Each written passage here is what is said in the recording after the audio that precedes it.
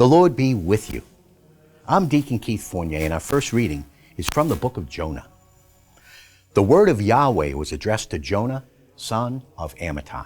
Up, he said, go to Nineveh, the great city, and proclaim to them that their wickedness has forced itself upon me. Jonah set about running away from Yahweh and going to Tarshish. He went down to Jaffa and found a ship bound for Tarshish.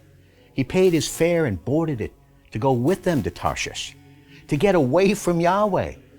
But Yahweh threw a hurricane at the sea, and there was such a great storm at sea that the ship threatened to break up.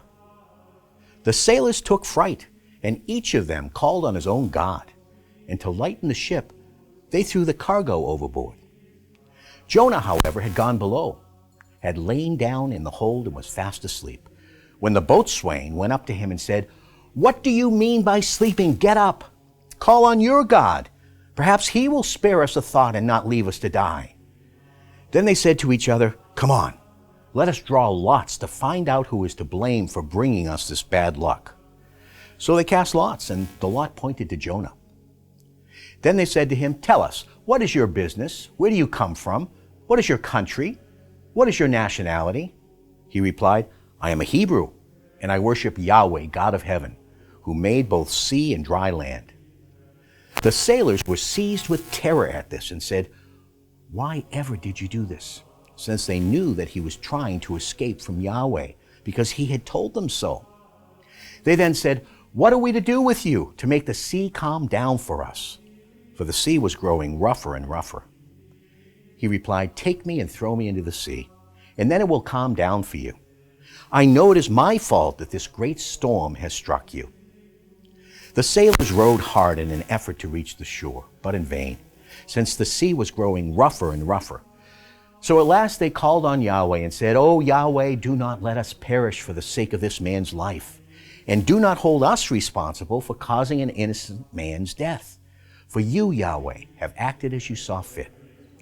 And taking hold of Jonah, they threw him into the sea, and the sea stopped raging. At this, the men were seized with dread of Yahweh. They offered a sacrifice to Yahweh and made vows to him.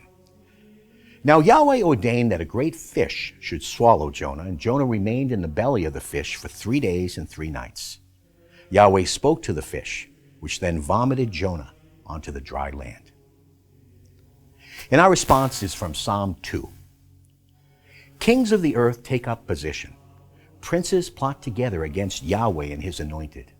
Now let us break their fetters. Now let us throw off their bonds. He who is enthroned in the heavens laughs. Yahweh makes a mockery of them. Then in his anger rebukes them. In his rage he strikes them with terror.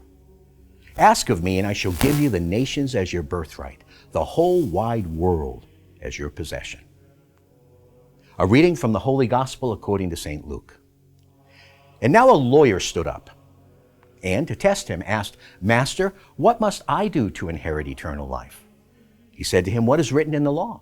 What is your reading of it?" And he replied, "You must love the Lord your God with all your heart, with all your soul, with all your strength, and with all your mind, and your neighbor as yourself."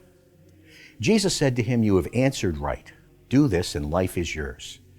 But the man was anxious to justify himself and said to Jesus, "And who is my neighbor?"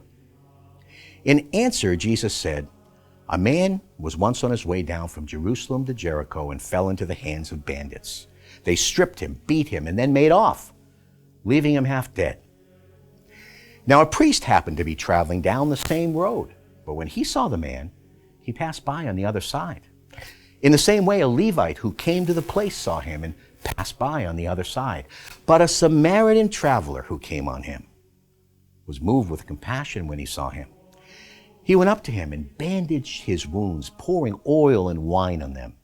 He then lifted him onto his own mount and took him to an inn and looked after him. Next day he took out 2 denarii and handed them to the innkeeper and said, "Look after him, and on my way back I will make good any extra expense you have." Which of these 3 do you think proved himself a neighbor to the man who fell into the bandits' hands?